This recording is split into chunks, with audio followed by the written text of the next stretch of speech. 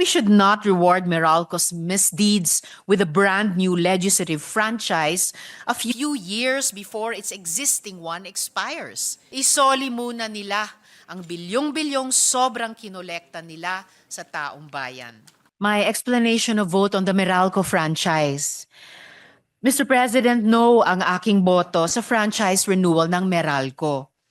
Meralco has throughout the years failed to abide by its obligations in serving consumers, as reflected by our excessively high electricity bills. Before even considering a franchise renewal, my view is that Meralco must be made to properly refund its consumers, its customers, for its past overcollections. In recent days, Meralco itself has, by volunteering to initiate refunds with the Energy Regulatory Commission, admitted that it has overcharged consumers. This overcollection needs to be addressed before any further steps are taken.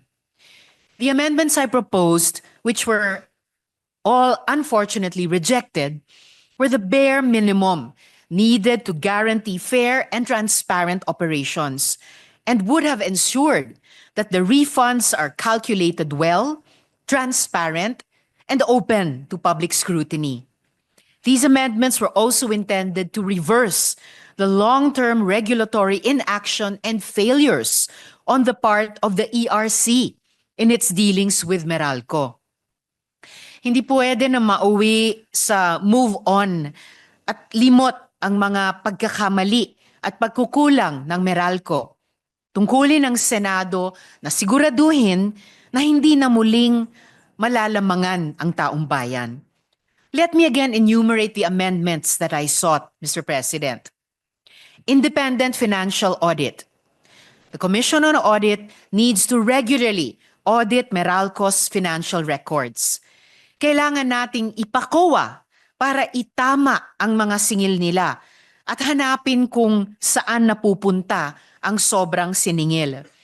This audit must be comprehensive, looking at all financial statements, related party transactions, and the calculation of the annual revenue requirement or ARR. Publication of rate-setting rules. All rules used to calculate electricity rates must be made public, including any changes to these rules.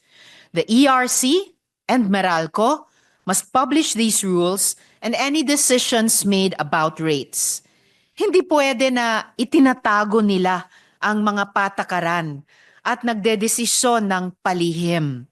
Dapat malinaw kung paano kinalkula ang mga bayarin sa kuryente. This transparency will allow the public to understand how our bills are determined and will allow us to intervene. Definition and limitation of the regulatory asset base or RAB.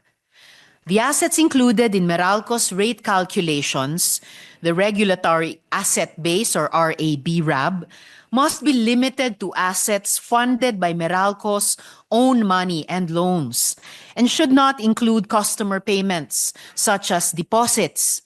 Hindi pwedeng isama sa RAB ang mga assets na ang pinambayad ay customer deposits at ibang liabilities na hindi pinondohan ng Meralco. This amendment would have prevented Meralco from including assets they did not pay for in their rate calculations. This is a critical point dahil it is clear that Meralco has been padding the list of assets entitled to profits by including those that were purchased with customer deposits, provisions for losses, and other sources of finance not owned by Meralco.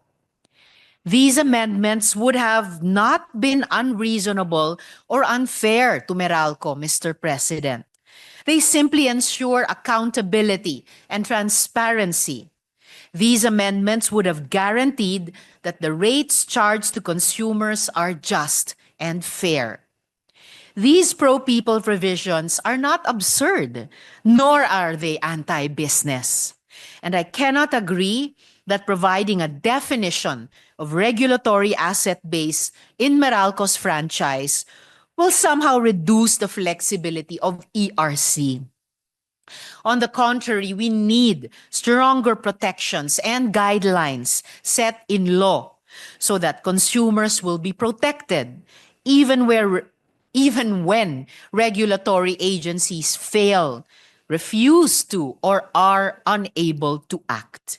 Mr. President, we should not reward Meralco's misdeeds with a brand new legislative franchise a few years before its existing one expires. A few years, Mr. President. Isoli muna nila ang bilyong-bilyong sobrang kinolekta nila sa taong bayan.